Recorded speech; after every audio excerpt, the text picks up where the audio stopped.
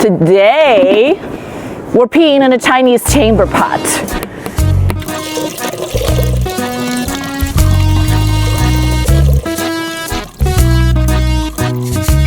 How is it that in Shanghai, the greatest city in China, they'll use a chamber pot until like right before the end of 2025? Whoa. That wiring. Throw your poop here. Today, we're taking you through the history of Shanghai's lane houses, the equivalent of New York's tenement housing in the early 1900s. Welcome to the 1960s in China. Why people there had no personal bathrooms for more than half a century, and why Shanghai paid the price of 10 Shanghai Towers, so people won't have to use a chamber pot again.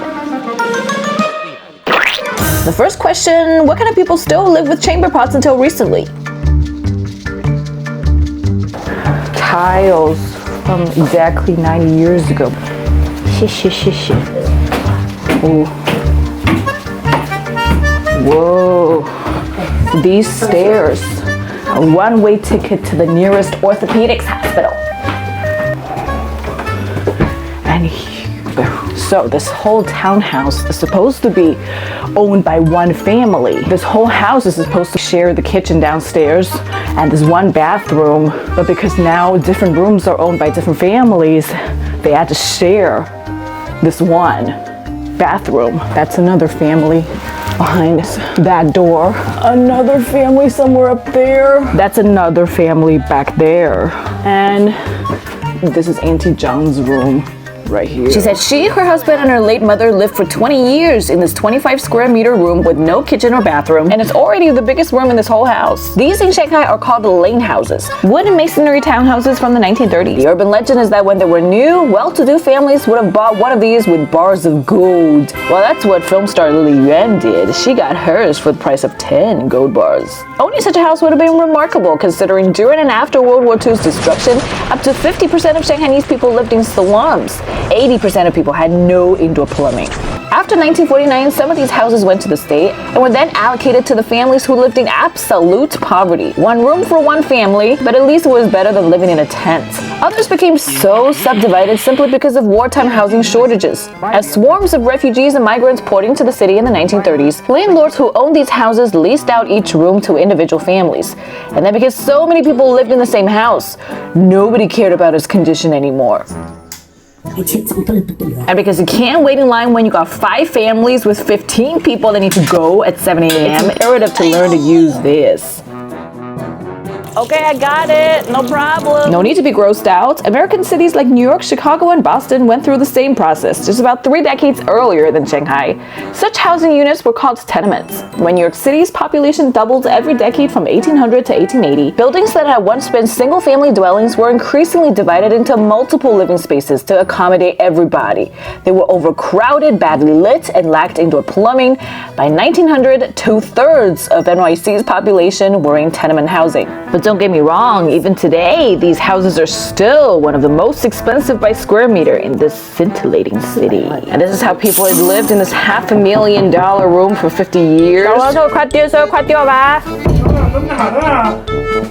干嘛？哎，好了吧，好了吧，好了吧，那意思啦，出来不啦？好了，进去，快点给我出来了啊！按照这边出来，我弄灯关它。哎呀，不要喊嘛，喊啥？听不懂那边搞啥么子，搞上喊我。出来！你上厕所。Hence, part of that 10 Shanghai Towers money went to Auntie Zhang's. The government worked for 6 months to build a new bathroom in her room, and now she has her own toilet. The remodeling cost the city 50,000 kuai, but Auntie Zhang is just glad she didn't have to pay a penny. Ooh, really gorgeous.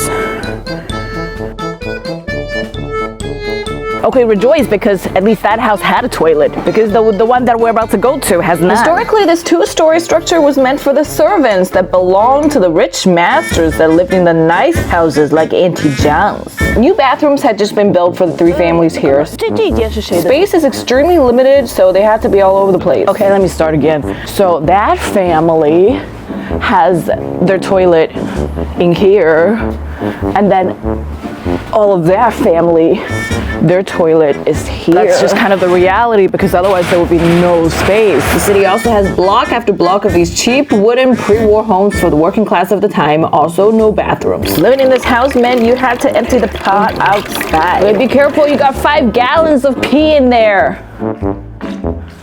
What? Okay, where's the poo pouring station? 关掉啦! These government people just move like grease lightning. Okay. Because the station is no more. I had to search around for 200 meters for a public bathroom to pour out the pee. Disaster. But this wouldn't be weird at all for veteran chamber pot users. If you had lived in a workers' new village like this one, you normally only have one public bathroom at the entrance. If you were to live here in one of these buildings, you would walk out with your chamber pot. And you would go. You would go. You would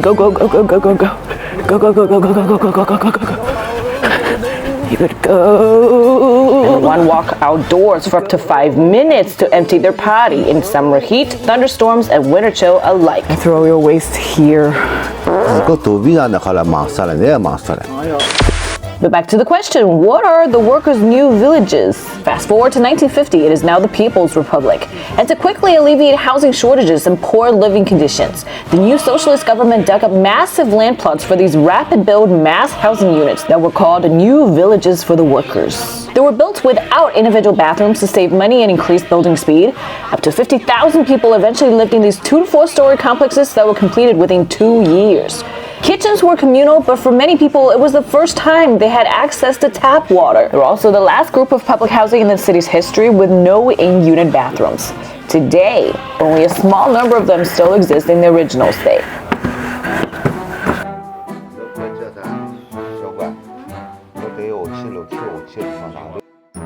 This is another family. This is Mr. Huang's room, with a bunch of historians coming in to study. Mr. Huang, his wife, and his daughter had lived almost their whole life in this 15 square meter room. His kitchen has been here. This is Mr. Wang's kitchen sink. His shower has been here, but there'd been no bathroom until the renovation from the government.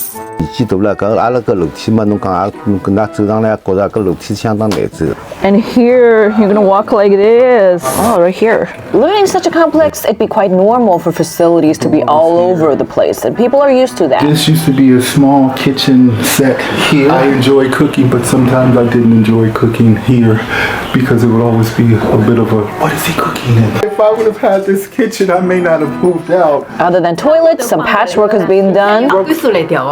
Some district governments felt it'd be easier to demolish the whole thing and reconstruct new buildings with increased living spaces and individual bathrooms. So this will become this in 2028. I called the Housing Commission. They said during the time, families are paid up to 6,000 kwai a month to rent another home.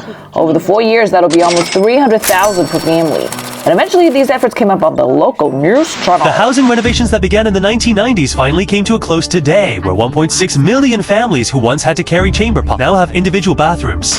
Together, that is over 5 million people, roughly the population of Ireland. Truth be told, after today, I felt half awful, half impressed. The people we spoke to had lived for decades in these tiny spaces, but they seem to really take pride in what they've done in their home.